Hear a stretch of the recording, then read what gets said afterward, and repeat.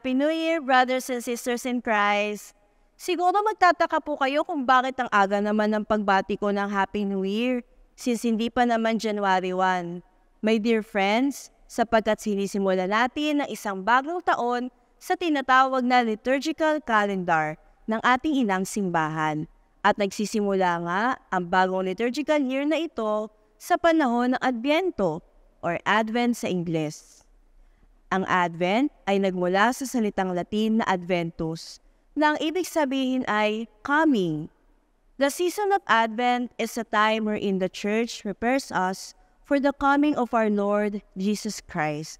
Kaya inanyayahan tayo ng ating simbahan ngayong Adbyento na ihanda natin ang ating mga puso't isipan para makatagpo natin ang Panginoon ng may pananabik, pag-asa, katapatan at kababaang loob. We will journey with the Church for 4 weeks of Advent, symbolized by the lighting of each candle in the Advent wreath during each Sunday.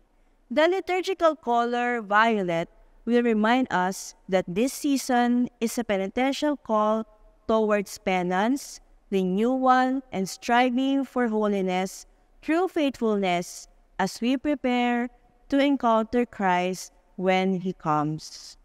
Nawa, ang panahon ng Adbyento ay maging pagkakataon natin upang ihanda ang ating mga puso't isipan sa pagdating ng Panginoon sa ating mga buhay.